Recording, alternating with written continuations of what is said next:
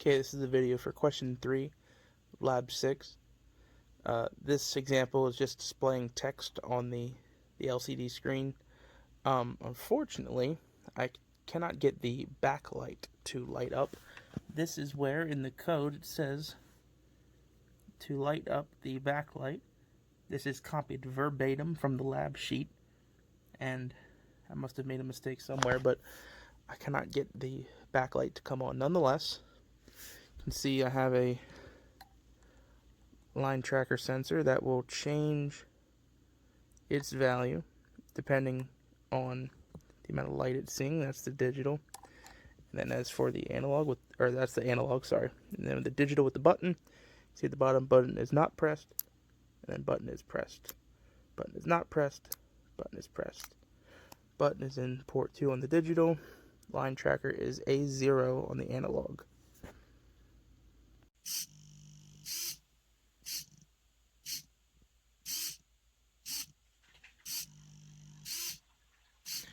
Okay, you can see the operation of the axle moving around. It's right there into the servo. It's plugged into port 31 in the motor area. That's the code that's given to us in the lab. That's really about it. It rotates between 45, then 0, then 90, then 135, then 180, back to 90, all with 1 second delays in between each of those processes. Okay, here's my video for question 7 of lab 6. This took way longer than I would have liked to. You will notice I now have the backlight on. Figured out how to do that. I changed that word from positive to high, and it seems to like that. But I have a potentiometer here. The value for the potentiometer goes from 0 to 1023, and the values for the servo go up to servo go all the way up to 180.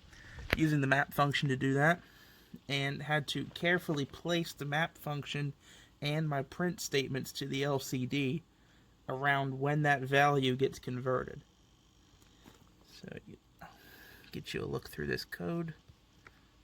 There's all the initialization for the LCD at the top. There's the beginning, the print statements to set up the data types, and then there's really your logic.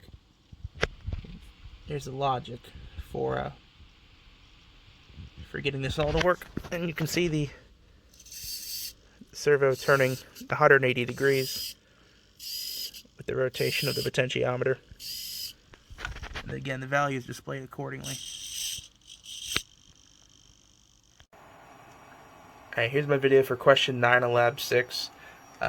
Neither button's being pressed right now, so the LCD displays that the motor is stopped. If I press the first button, it will read forward. The motor will spin forward. If I press the other button, and it reads backward. Let go, it goes back to stop, and the motor stops. 2 buttons, ports 2 and 3 of the digital, and a motor, DC motor plugged into port 31. Okay, this is the video for question 10 of lab 6. Currently, neither button has been pressed, so the screen is kind of just in a bit of a waiting mode. It's displaying conveyor, but it has nothing to display. Once I press the on button, the conveyor is on, and it reads the potentiometer value of 143.